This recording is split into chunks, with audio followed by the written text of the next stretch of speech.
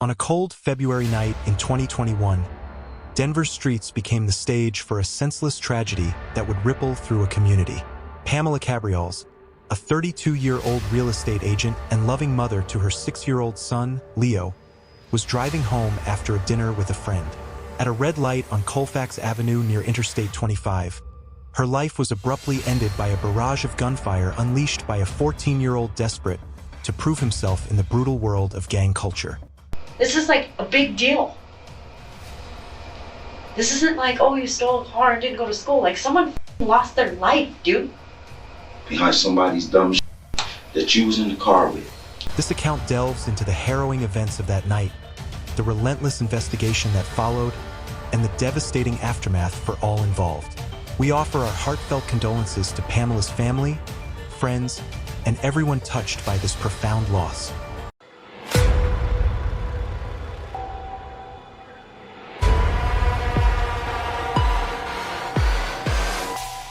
It was just past 10:45 p.m. when the quiet of Denver's Colfax Avenue was shattered. A Honda sat at a red light near I-25, its occupants tense and restless. Behind it, Pamela's Range Rover rolled to a stop, inadvertently nudging the Honda's rear bumper. A minor tap, barely noticeable. But in an instant, the situation escalated. A hooded figure, later identified as 14-year-old Remy Cordova, emerged from the Honda's passenger side, gripping a firearm. Without hesitation, Pop, pop, pop, pop, pop. At first, he fired 15 to 20 rounds into the Range Rover, returned to the car, leaned out the window. it looked as though the window was either rolled down or shot out, but I believe that the window was out. I didn't look at the windshield or see inside the vehicle. When she dared to look, she saw the Range Rover's window shattered, though the darkness obscured its interior. I thought perhaps one was going to hit me.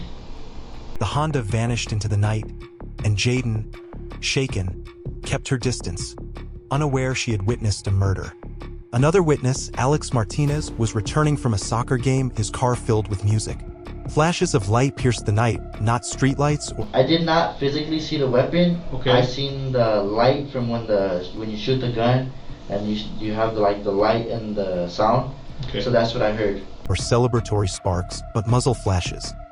He got out, he had his hoodie on, and he turned to face towards north, and all I see is the side of his forehead, so literally right here. Glimpsed a figure about 5 feet 6 inches or 5 feet 7 inches wearing a hoodie, turning briefly to reveal a sliver of his face before raising his arm. 6 bursts of light and sound confirmed the danger, a shooting. As the Honda fled, Alex drove on, his pulse racing, knowing he had stumbled into a deadly scene. First responders descended on the Range Rover, finding Pamela slumped over, blood pooling from multiple gunshot wounds, some to her face. Ma'am, I'm gonna cut your seatbelt, okay? I'm Officer Lipper with the Denver Police Department, okay? Ma'am, I'm going to cut your seatbelt, Officer Liu of the Denver Police Department said, his voice steady as he applied pressure to her injuries. She's taken quite a few, he reported, confirming Pamela was alone in the vehicle. Hey, she took quite a few, about 4 or 5 rounds to the face. Paramedics scrambled, searching her purse for identification, but found no wallet. They struggled to adjust her seat, fumbling with electric controls, every second critical. Hold that seat, one called, but the grim reality set in. Pamela's injuries were catastrophic. Officers surveyed the wreckage, counting bullet holes, 8 in the windshield alone, and collecting shell casings scattered across the pavement. The rear window was blown out, glass crunching under their boots. Eventually, a document revealed her identity, Pamela Cabrioles, a dedicated mother with no ties to crime or gangs. She fought for days in the hospital, but the damage was too severe. Pamela passed away, leaving her young son, Leo, to face a future without her. The next day, a Denver officer spotted the suspect's Honda, linked to a prior gang-related shooting at a McDonald's. When police attempted to stop, the occupants fled, sparking a high-speed chase that ended in a crash.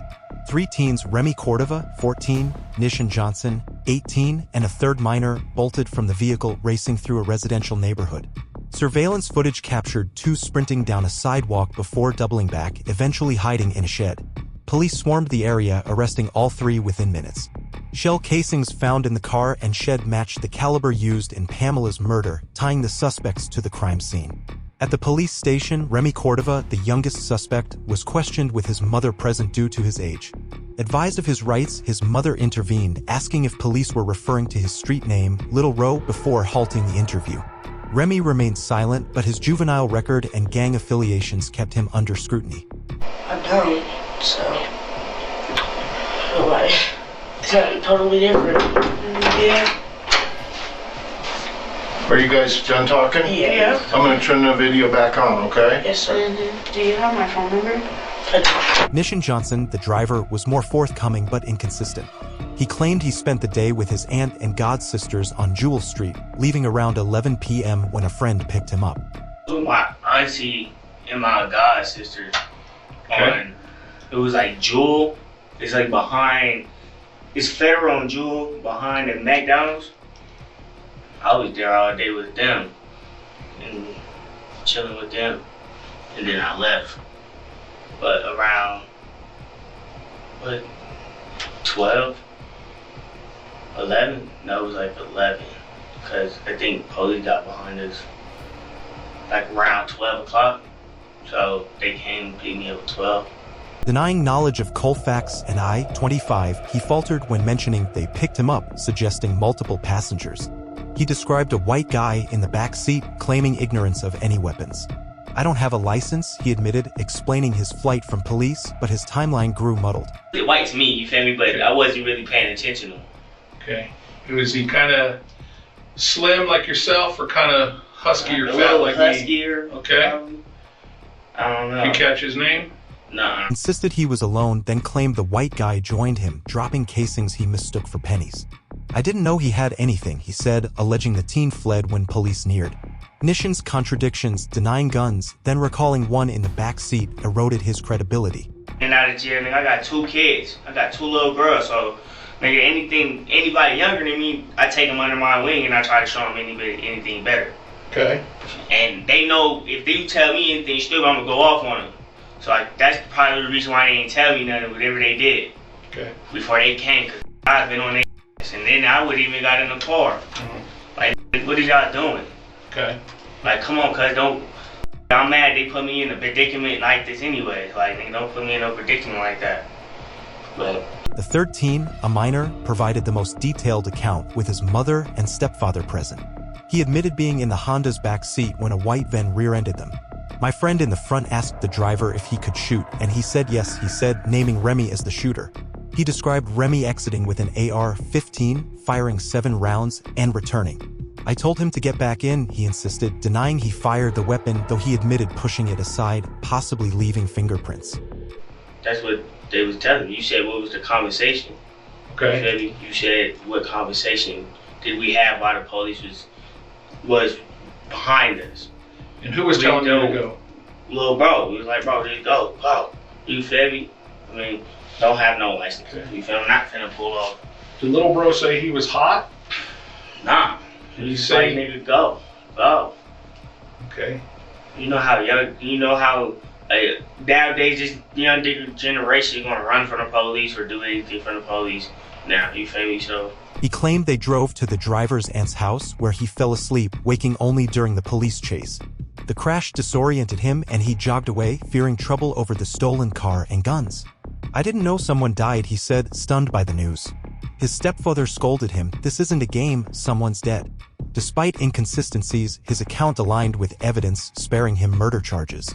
Yeah, nothing, you feel me? And guys left the shed.